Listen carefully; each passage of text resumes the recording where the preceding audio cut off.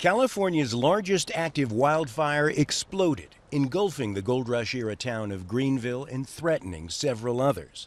A sheriff's office, stores, bistros, saloons, gas stations, homes, all left in embers. Its 800 residents appear to have escaped following a mandatory evacuation order. Over the last 24 hours, we've had explosive fire growth driven by winds out of the west and southwest.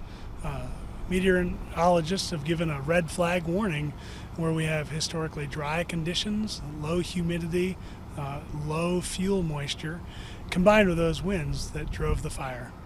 As we drove through mountain passes to reach Greenville came another evacuation order for Taylorsville.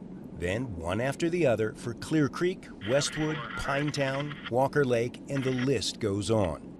The Dixie Fire's been burning for 3 weeks, fueled by dry conditions and high winds, taking out an area the size of New York City. Even with 5,000 people battling the blaze, it's only 35% contained.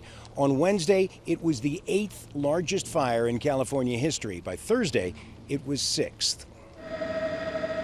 Across the country, it's shaping up to be a record-breaking fire season, outpacing 2020, the worst year ever recorded.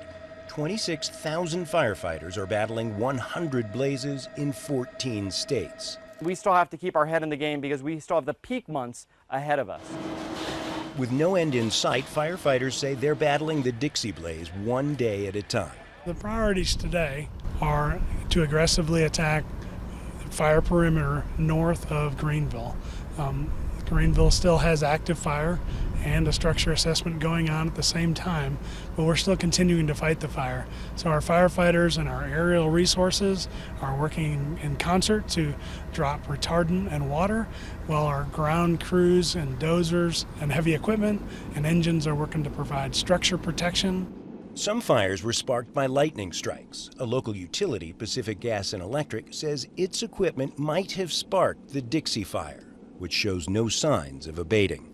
Hendren, Jazeera, Greenville, California.